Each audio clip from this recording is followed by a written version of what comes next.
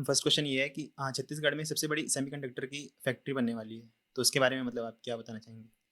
Good question. Chhattisgarh में semiconductor hub बनेगा और राजधानी रायपुर पूरा सेमीकंडक्टर हब के तौर पर तैयार होने वाला है और इसके लिए सरकार ने 1143 करोड़ का जो बजट रखा है वो 5 साल के भीतर में उस सेमीकंडक्टर हब पर निवेश किया जाएगा, इन्वेस्ट किया जाएगा। और इससे ये फायदा होगा कि छत्तीसगढ़ के लोगों को अम, एक तो राजधानी रायपुर का डेवलपमेंट होगा ही बेरोजगार, होगा हाँ, और उसके साथ ही लोगों को रोजगार मिलेगा, रोजगार तो मिलेगा। बहुत फायदा होगा। लेकिन हर जगह आपने ये देखा होगा कि सेमीकंडक्टर हब जब बनेगा तो छत्तीसगढ़ को क्या फायदा होगा, इससे क्या होने वाला है, सब कुछ बताया जाता है। लेकिन एक चीज नहीं बताई जाती है, वो है कि शिवनाथ नदी। हाँ, यस मैम, उसका सिग्निफिकेंस क्या है? तो देखो, शिवनाथ नदी में एक ऐसी चीज है जिसकी वजह से छत्तीसगढ़ में पूरे एरिया को छोड़कर सिर्फ राजधानी रायपुर में ये सेमीकंडक्टर का जो हब है वो बनाया जा रहा है, क्योंकि शिवनाथ नदी में अ, वो चीज है जो सेमीकंडक्टर हब जिसके लिए बनाया जाता है, जो जो कंपोनेंट्स होते हैं, यस उसके मैम। जो कॉर्ड्स होते हैं ना, वो शिवनाथ नदी के रेत में है। और यही वजह है कि इतने सारे इलाकों को छोड़कर सिर्फ राजधानी रायपुर में ही सेमीकंडक्टर हब बनाया जा रहा है। ओके। और आपने देखा भी होगा कि कोई भी फैक्ट्री बनाई जाती है या फिर कहीं पर भी उसका जो है सेटलमेंट किया जाता है, स्थापना की जाती है, तो वहां पर एक तो एरिया देखा जाता है। यस। और जैसे रायगढ़ है अब हमारा, तो रायगढ़ में बहुत सारे फैक्ट्रीज हैं। लेकिन वो सब जगह को छोड़कर, बाकी नदियों को छोड़कर, सिर्फ यही वजह है कि राजधानी रायपुर को चुना गया, क्योंकि राजधानी रायपुर की जीवनदायिनी नदी शिवनाथ नदी है। ओके, सो मैम, छत्तीसगढ़ को ही क्यों चुना गया है इसके लिए, मतलब व्हाई छत्तीसगढ़? देखो, छत्तीसगढ़ सरकार लगातार कोशिश कर रही है कि छत्तीसगढ़ को और डेवलपमेंट की दिशा यस। में आगे बढ़ाया जाए और छत्तीसगढ़ में इन्वेस्टमेंट के लिए कोशिश भी कर रही है सरकार।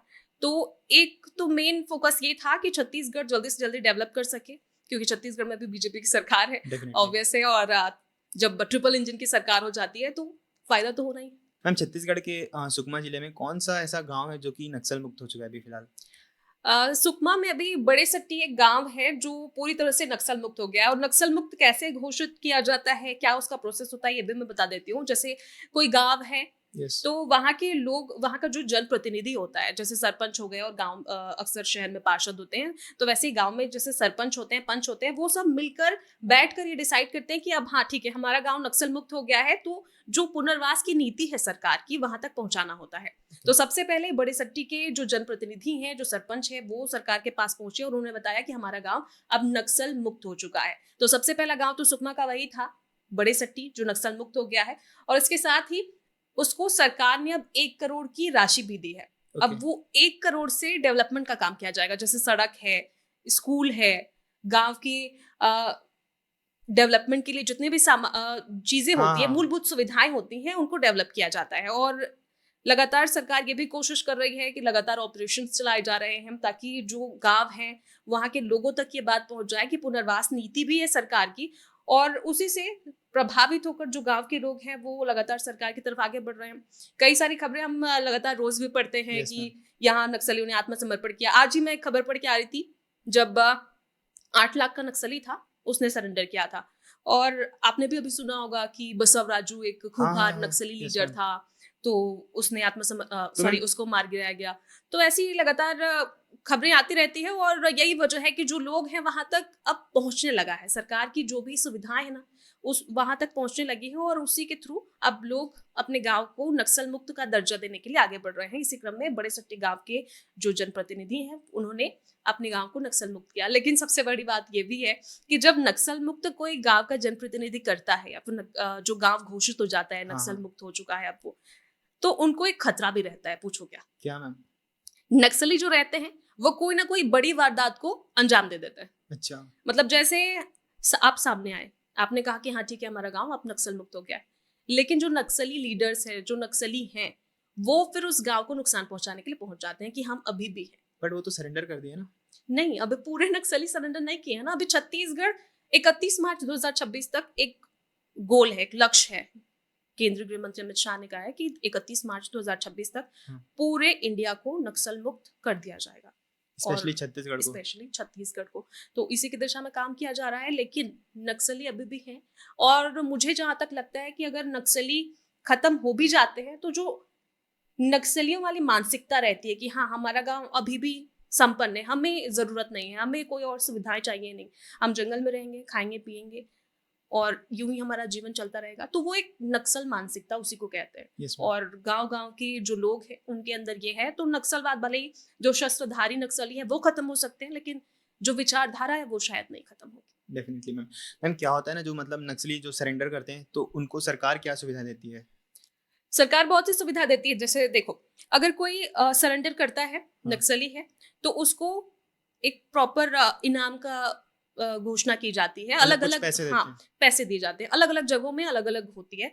और उसके बाद अगर नक्सली है उसके साथ किसी और को वो सरकार की नीतियों को बताकर सरेंडर करवा रहा है, तो फिर उसके लिए भी अलग से इनाम होते हैं। और उनको जॉब ऑफर भी किया जाता हाँ है, हाँ जैसे हाँ। फोर्स में उनकी नियुक्ति कर दी जाती है। हम्म। फिर उनको मूलभूत सुविधाएं दी जाती है, घर, रहना, आवास, क्योंकि पूरा फोकस अभी यही है कि जितने भी नक्सली हैं उनको सिरे हाँ से समझ पूरा गया। खत्म कर दिया जाए। बस यही वजह है कि, तो मैम इस पे क्या बोलते हैं, सरकार कायम हो जाएगी, आपको क्या लगता है?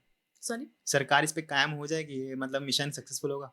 ऑब्वियसली हो जाएगी, क्योंकि अभी जिस तरह से लक्ष्य है, और लगातार आप भी देख रहे होगे कि कैसे ऑपरेशन चलाए जा रहे हैं। मुझे हाँ तो जहां तक लगता है कि 31 मार्च, वही जैसे मैंने अभी कहा कि जो अस्त्र शस्त्र लेके जो नक्सली हैं वो खत्म हो जाएंगे, लेकिन मानसिकता रहेगी हालांकि। लेकिन अभी भी सरकार का जो फोकस्ड है उसके ऊपर जवान काम कर रहे हैं, और मुझे लगता है कि हाँ, 31 मार्च 2026 तक छत्तीसगढ़ नक्सल मुक्त हो जाएगा। Definitely ma'am. मैम अभी एक लेटेस्ट न्यूज़ थी, जैसे कि अभी हम सब जानते हैं कि एयर इंडिया का जो प्लेन था हम्म वो क्रैश हुआ अहमदाबाद में। हम्म 171 फ्लाइट नाम था शायद उसका। हम्म। तो उसके बारे में क्या सच्चाई है मैम, अगर आप बता सके तो? देखो, आपको टेक्निकल रीजन चाहिए या फिर एस्ट्रोलॉजर का क्योंकि एस्ट्रोलॉजी आजकल जिस हिसाब से चल रही है, और हाँ लोग ऐसे मानने लगे एस्ट्रोलॉजर को कि हाँ, अब तो चैट वैट भी फ्री रहता है, तो सब कोई उसी की तरफ ध्यान दे रहे हैं, तो कौन सा हाँ, रीजन मैं बताऊं? दोनों बता दो मैम। दोनों।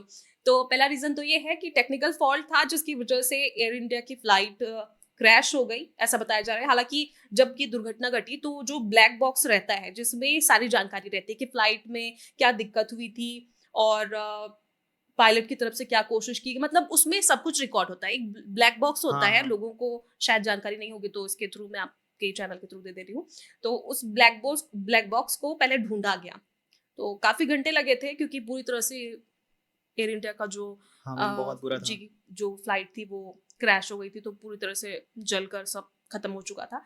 तो ब्लैक बॉक्स को पहले ढूंढा गया, और उसे अब 1 महीने के अंदर में जांच करके रिपोर्ट पेश करनी है। हालांकि अभी टाइम है, हाँ उसको जब पेश करेंगे तो एक्चुअल रीजन पता चलेगा कि हुआ क्या था। लेकिन अभी ये बताया जा रहा है कि टेक्निकल फॉल्ट था। और एस्ट्रोलॉजी की तरफ से अगर बात करें तो हमने भी ये खबर बहुत अच्छे से दिखाई थी, सारे मीडिया चैनल में ये था कि 9 नंबर, है ना, हम्म, 9 नंबर जो है वो एक विनाशक के तौर पर उस नंबर को देखा जाता है, क्योंकि 1 2 3 4 5 6 7 8 9, हाँ, और 9 के बाद फिर से वही शुरू हो जाता है। 9 के बाद 0, हम्म, फिर उसके बाद से 11 12 13, यानी कि 1 से 9 ये मेन माना जाता है, ठीक है, अंक गणितीय में। तो वो जो 9 है उसको विनाशक माना जाता है। तो उस दिन क्या था कि वो जो फ्लाइट का नाम था AI-171, 171, हाँ। उसको टोटल करोगे तो कितना आएगा? 9। 9। फिर 2025 को भी टोटल करोगे तो कितना आएगा?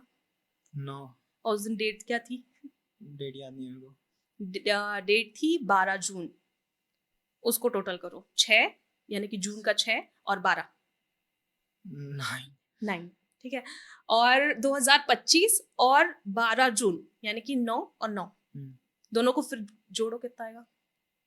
18। हाँ, 18 आएगा। मतलब 2025 का 9, 2025 को जोड़े तो अपन 9 आया, 5 6 7 इस 8 9। सच में मैम ऐसा होता है कुछ? हाँ, मतलब ऐसे बताया जा रहा था। और सच में तुमने भी सुना होगा कि 2025 जब से आया है बहुत कुछ हाँ नेगेटिव मैम, हो रहा है, बहुत बात कुछ तो सही है। नेगेटिव हो रहा है। हर किसी का ये कहना रहता है कि 2025 हमारे लिए अच्छा नहीं जा रहा है, अच्छा नहीं जा रहा है, बहुत बुरा हो रहा है। होता है ना? हाँ, हो मतलब भी रहा है। जहां भी देखो, इंस्टाग्राम में देखो, तो हर कोई कह रहा है कि 2025 अच्छा नहीं है। मैम सही में हो रहा है, क्योंकि प्लेन क्रैश हुआ, ट्रेन एक्सीडेंट हुआ, बस क्रैश हो जा रहा है, कभी भी कुछ भी हो जा रहा है। तो तो बस मैं भी पहले नहीं मानती थी एस्ट्रोलॉजर ये सबको, लेकिन अब जिस तरीके से हम लोग भी, जब ये खबर चल रही थी ना, तो लग रहा था कि नो हर चीज में 9 आ रहा है। फिर एक पूर्व सीएम का डेथ भी हुआ था हाँ उसी, हाँ, हुआ था गुजरात हाँ, में। उनकी जो गाड़ी का नंबर था वो भी टोटल मिला के 9 आ रहा था। और अहमदाबाद को अगर तुम जोड़ोगे ना तो यस मैम। उसमें भी 9 आता भाई। है। अहमदाबाद का ए का 1, एच का, ऐसे करके करते करते करते जब टोटल काउंट होता है वो, तो फिर भी 9 आता है। तो ज्योतिषाचार्यों के मुताबिक ये है कि 9 एक विनाशक नंबर है, और इसी के वजह से ये पूरा हादसा हुआ। तो मैम अगर अगर इस लेवल पे बात करें, अगर एस्ट्रोलॉजी के बारे में बात करें, तो ये भी बताया जा रहा है कि वर्ल्ड वॉर 3 भी होने वाला है। क्या ये राइट सिग्नल है या फिर देखो कह तो और रहे अपकमिंग हैं। ईयर्स में ही अभी? हाँ, रीजन ये है कि रसिया का वॉर चल रहा है, हाँ, हाँ, ईरान इजराइल का वॉर वॉर चल चल रहा रहा है, है। भारत पाकिस्तान का भी वॉर चल रहा था। हुँ, तो इस हिसाब से अगर देखें तो लगातार जिस तरीके से वॉर की स्थिति है देशों के बीच में, तो ऐसा माना जा रहा है कि जो वर्ल्ड वॉर है वो दूर नहीं है। लेकिन हाँ, इस चीज से मैं इनकार करती हूँ क्योंकि भारत एक ऐसा देश है, अमेरिका एक ऐसा देश है और रसिया एक ऐसा देश है जो मध्यस्थता करने में बहुत सक्षम है। मतलब वो अगर दो देश लड़ रहे हैं तो वो कभी ये नहीं चाहेंगे कि वर्ल्ड वॉर हाँ, हो। बात तो सही है। अमेरिका तो मैम ट्रम्प डायरेक्टली मतलब एज़ अ रेफरी ही हाँ, प्लेज़। ट्रम्प ने ये भी कहा था कि अगर वो फिर से जीत जाते हैं चुनाव में तो वो रूस का जो वो चल रहा है, वॉर चल रहा है, वो खत्म कर देंगे। हालांकि वो कामयाब नहीं हुए, अभी भी कोशिश कर रहे हैं। उन्होंने कहा जरूर था सत्ता जीतने से पहले, लेकिन अब हाँ, जीतने के बाद वही स्थिति है। मैम आप सिम्पसन्स कार्टून देखते हो? सॉरी, सिम्पसन्स कार्टून देखे? नहीं। उसमें ना मतलब जो भी कुछ जैसे इंसिडेंट हो रहा है 25 में, हम्म, वो पहले से ही प्रेडिक्ट कर चुका है कि ये सब चीज़ होने वाला है। वो ये भी प्रेडिक्ट कर चुका था कि एलिज़ाबेथ का डेथ कब होने वाला है और कब, तो उसी टाइम हुआ एग्ज़ैक्टली। वो कोरोना का भी प्रेडिक्ट किया था, वही हुआ। और वो इस ईयर में ट्रम्प का डेथ ऐसा दिखाया है उसने, ओ, बट ऐसा बोलना नहीं चाहिए। बट ये मैम शो किया गया है कुछ भी हो सकता है, कभी भी हो सकता है। डेफिनेटली। तो मैम जैसे 2025 में अगर रिकॉर्ड की बात करें तो 18 इयर्स का रिकॉर्ड भी टूटा है, जैसे कि आरसीबी जीती है, आप जानती हैं। हम्म, तो उस टाइम आप लोगों का टीआरपी किस लेवल पे था जब जीती, और उस टाइम क्या सीन था? उस टाइम तो भाई टीआरपी की अगर बात की जाए तो बम्पर टीआरपी आई थी उस टाइम, क्योंकि मैच को हर चैनल कवर कर रहा था और व्यूवरशिप तो भयंकर था। मतलब आईपीएल के इतिहास में इतिहास ही रच दिया यार। मैम जो आईपीएल 2025 का विनिंग मोमेंट था आरसीबी वर्सेस पंजाब का, वो कैसा था? मतलब आपकी स्टूडियो में क्या सीन था उस टाइम? स्टूडियो में फिलहाल तो मैं नहीं कहूंगी, न्यूज रूम में पूरा भौकाल मचा हुआ था क्योंकि सबकी नजर एकदम टीवी पर थी ना। एक्चुअली हम लोग क्या करते हैं, न्यूज चैनल में सारे चैनल्स का एक टीवी लगा हुआ ओके। रहता है, ताकि सारे चैनल्स को हम विजिट करते हैं कि किस चैनल में क्या खबर चल रही है, हमें क्या चलानी है, कौन सी बड़ी खबर है, इसमें नजर बनाकर रखते हैं, चाहे नेशनल हो, रीजनल हो या फिर लोकल चैनल हो। तो इस टाइम ये सब छोड़ के सबकी नजर टिकी हुई थी कि मैच में क्या चल रहा है। डेफिनेटली, और 18 साल बाद, क्योंकि दोनों टीम नहीं जीती थी ना। वाकई 18 साल बाद अगर आरसीबी जीत रही है तो फिर तो माहौल तो गरमाएगा ही। डेफिनेटली। और आरसीबी को लेकर जिस तरह से ट्रोल्स किए जा रहे हैं, मैं तो आरसीबी के सपोर्ट में थी तो मेरे को बहुत मजा आ रहा था, क्योंकि और लास्ट मोमेंट में ऐसा था ना कि आरसीबी जीतेगी नहीं जीतेगी, जीतेगी नहीं हाँ, जीतेगी, हाँ। सबकी नजर बनी हुई थी। और लास्ट में क्या हुआ, आरसीबी जीत गई। भाई तब का माहौल, न्यूज रूम में तालियां बज रही है, पंजाब के फैंस ऐसे बैठे हैं सर पकड़ के कि ये क्या हो गया, अब हम किसको छेड़ेंगे क्या। सब तैयार थे ना सोशल मीडिया में स्टोरी डालने हाँ, के लिए, सब तैयार है कि फिर से एक बार ट्रोल करने का मौका मिलेगा, फिर से विराट कोहली को ट्रोल करेंगे। लेकिन फिर उसके बाद पंजाब वाले बैठे हैं मुंडे नीचे करके और आरसीबी वाले हम नाच रहे हैं। बहुत मजा आया था। और उस टाइम तो जो व्यूज थे आईपीएल के, उसने तो फिर इतिहास ही रच दिया था, 60 क्योंकि करोड़ उस टाइम, 70 करोड़ टच हो गया था। हाँ उस टाइम सोशल मीडिया में उसके व्यूवर्स थे 169 मिलियन व्यूज थे। और टोटल अगर वॉच टाइम की अगर बात करें तो 480 अरब मिनट ओह उस माय गॉड! मैच को देखा गया था। उस मोमेंट को। उस मूवमेंट को टीवी टीवी का था, टीवी का वॉच टाइम था 169 मिलियन और सोशल मीडिया का था 850 मिलियन के क्रॉस था। मतलब सब देख रहे थे, सिर्फ इंडिया वाले नहीं बाहर वाले भी देख रहे थे कि क्या होने वाला है। क्योंकि विराट कोहली के फैंस तो जान ही रहे हो हाँ, सोशल मीडिया डेफिनेटली। में कितने उनके फैंस थे। अभी तो शायद 150-200 कुछ मिलियंस। 260 प्लस है आई थिंक हाँ हाँ हाँ, तो फिर मिलियन। सबकी नजर थी कि क्या होने वाला है। मैम लेकिन उसी टाइम एक सैड मोमेंट भी हुआ जब मतलब थोड़े लोगों का मतलब फैंस गए जिनका डेथ हो गया कुछ किस रीजन के कारण, भीड़ के कारण। भीड़ तो थी। एक्चुअली आरसीबी का विक्ट्री रैली निकाला गया था और उस दौरान अभी भी ये बताया जाता है कि उस दौरान पता नहीं था कि कितने लोगों की भीड़ यहाँ पहुंचने वाली है। जबकि आरसीबी जीती है तो प्रशासन की भी गलती है, हाँ, बात सरकार तो की सही है। गलती है कि भाई इतने साल बाद कोई जीत रहा है, फैंस में किस तरह से उत्साह है वो तो सब तरफ दिख रहा था, सोशल मीडिया डेफिनेटली। की बात हो या फिर सिटीज में हो। तो उस टाइम जब विक्ट्री की रैली निकाली गई तब भगदड़ मच गई, उसकी वजह से कई लोगों ने जान गंवा दी थी। और उस टाइम एक्चुअल जो आंकड़ा है वो अभी तक सामने नहीं आया कि कितने लोग उसमें मरे थे, क्योंकि उस टाइम सरकार की गलती थी तो ऑब्वियस है कि उसको छुपाने की कोशिश की गई थी। हालाँकि लोगों को भी समझना था, जो फैन्स हैं उनको भी समझना था, हाँ, लेकिन फैन्स एक्साइटेड थे और उसी वजह से चले गए। डेफ़िनिटली।